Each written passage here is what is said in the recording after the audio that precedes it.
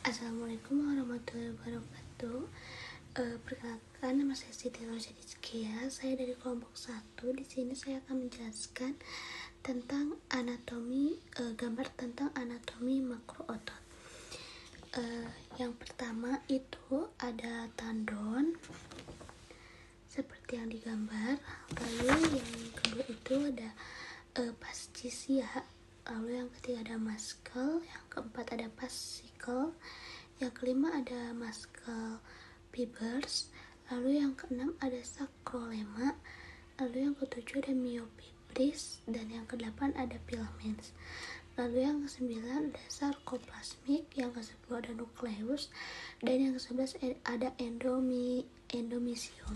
Di sini saya akan menjelaskan tentang kerangka manusia.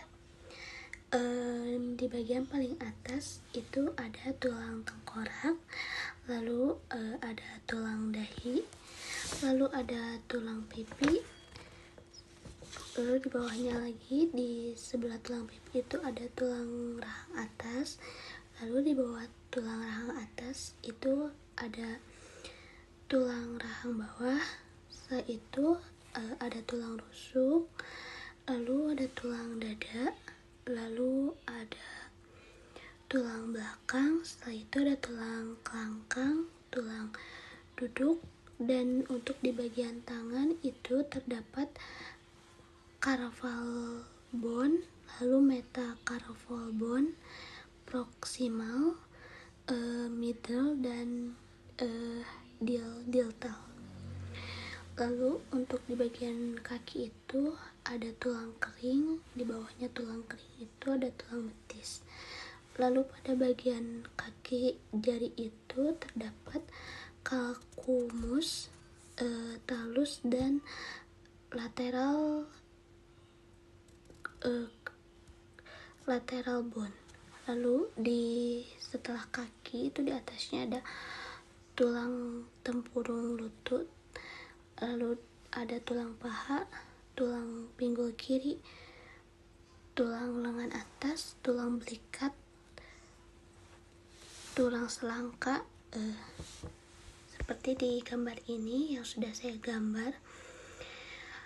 Baik, terima kasih penjelasan dari saya untuk kerangka manusia.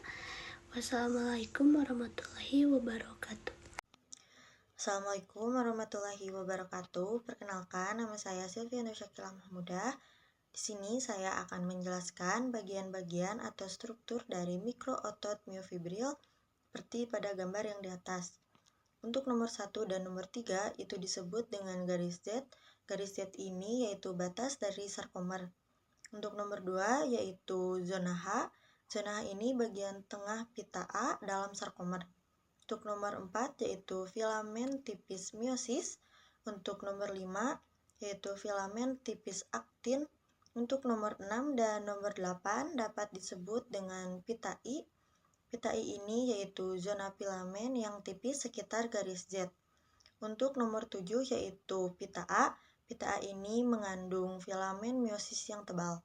Untuk nomor 9 yaitu M-line. M-line ini dapat disebut juga dengan garis vertikal. Untuk gambar selanjutnya, yang nomor 1 ada sarkolemma. Sarkolemma ini yaitu membran plasma yang membungkus serat otot. Untuk nomor 2 ada sarkoplasma. Sarkoplasma ini yaitu sitoplasma dalam otot. Untuk nomor 3 yaitu garis Z. Untuk nomor 4 yaitu filamin aktin. Nomor 5 yaitu filamin meiosis. Nomor 6 yaitu zona H. Nomor 7 yaitu M-line. Nomor 8 yaitu pita I, dan nomor 9 yaitu pita A. Assalamualaikum warahmatullahi wabarakatuh. Perkenalkan, saya Ristiani Ramadhaniyah. Saya dari kelompok 1 akan menjelaskan tentang gambar di atas, yaitu gambar neuromuscular question. Nah, penomoran pada gambar ini menjelaskan komponen utama di persimpangan neuromuskular. Nah, yang ada nomor 1 yaitu saraf presinaptik atau yang disebut dengan axon terminal, yaitu ujung saraf motorik yang membawa infus listrik ke otot. Yang nomor 2 ada vesikel sinaptik, yaitu kantung kecil berisi neurotransmitter, misalnya asetilkolin, yang akan dilepaskan ke celah sinaptik. Yang ketiga, ada celah sinaptik, ruangan antara saraf dan otot di tempat neurotransmitter dilepaskan. Dan yang keempat, ada reseptor postsinaptik, yaitu struktur di membran otot yang menerima sinyal dari neurotransmitter untuk memicu kontraksi otot. Dan yang kelima, bagian bawah, itu ada enzim asetilkolinestase berfungsi untuk menghancurkan neurotransmitter setelah sinyal diteruskan, menghentikan kontraksi otot. Nah, di sini saya akan menjelaskan pada gambar tersebut dan memperagakannya satu persatu. Nah, di mana gambar ke-1 ada gerakan jalan disebut dengan lokomosi, di mana posisi kaki dan tangan saat melangkah ke depan dan ke belakang. Saya akan memperagakannya seperti ini. Nah, terus ada posisi tangan saat berayun mengikuti gerakan langkah. Gini. Dan yang gambar kedua ada gerakan abduksi dan aduksi, di mana yaitu abduksi mengangkat tangan menjauh dari tubuh. Dari sini ke sini. Dan abduksi mengembalikan tangan ke sisi tubuh. Dan yang gambar ketiga ada rotasi kepala. Gerakan kepala memutar ke kanan atau ke kiri pada poros leher. Dan gambar keempat ada pronasi memutar lengan sehingga telapak tangan menghadap ke bawah. Seperti ini. Dan yang kedelapan, terus ada yang kita kembali ke gambar 1, di mana itu ada fleksi dan ekstensi leher. Nah, fleksi yaitu memandukan kepala ke depan.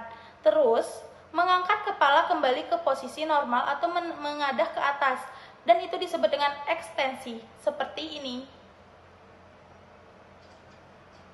Saya akan menjelaskan satu persatu fungsi bagian plasenta. Nah, ada yang pertama, ada trofoblast, yang disebut dengan trofoblast, yaitu lapisan luar dari sel-sel yang membentuk dinding blastocysta, berfungsi untuk membantu menanamkan embrio ke dalam dinding rahim.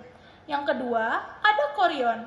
Chorion, yaitu membran luar plasenta yang berasal dari trofoblast, berfungsi untuk berkontribusi pada pembentukan filus plasenta untuk pertukaran gas dan nutrisi. Yang ketiga, ada arteri umbilicus, yaitu pembuluh darah yang membawa darah dari janin ke plasenta, berfungsi untuk mengangkat darah yang kaya karbon dioksida dan limbah metabolik dari janin ke plasenta untuk dikeluarkan oleh tubuh ibu. Yang keempat, ada sinus marginalis, yaitu di mana ruang atau sinus darah di tepi plasenta, berfungsi mengumpalkan darah menetralkan untuk dikembalikan ke sistem sirkulasi ibu setelah terjadi pertukaran gas dan nutrisi plasenta. Yang kelima, ada ruang antara. Nah, yang disebut dengan filus plasenta yang diisi oleh darah maternal, berfungsi untuk tempat terjadinya pertukaran gas nutrisi dan limbah antara darah ibu dan darah janin. Yang keenam, ada filus plasenta yang disebut dengan filus. Nah, yaitu struktur seperti jari-jari pada plasenta yang mentukarkan zat, berfungsi untuk memungkinkan difusi oksigen, karbon dioksida, nutrisi antara darah ibu dan darah janin. Yang ketujuh, ada arteri uterus yang disebut dengan pembuluh darah dari ibu yang membawa darah kaya oksigen ke plasenta, berfungsi untuk memasukkan darah menetralkan ke ruang interfilus plasenta. Yang kedelapan, ada vena uterus, yaitu yang disebut dengan pembuluh darah dari ibu yang membawa darah dari plasenta kembali ke sistem sirkulasi ibu, berfungsi untuk membawa darah yang sudah berkurang oksigen dan mengandung limbah metabolik dari plasenta ke tubuh ibu. Dan yang kesembilan, ada vena umbilicus. Nah, yang dimana disebut dengan pembuluh darah yang membawa darah kaya oksigen dari plasenta ke janin, Berfungsi untuk mengangkut oksigen, nutrisi ke janin dengan plasenta. Berfungsi untuk mengandung vena umbilikus dan arteri umbilikus untuk transportasi nutrisi oksigen dan limbah metabolik antara janin dan plasenta. Yang ke-11 ada amnion, yaitu membran dalam mengelilingi janin dan cairan amnion, yaitu berfungsi untuk melindungi janin dari trauma fisik. Sekian dari saya. Wassalamualaikum warahmatullahi wabarakatuh.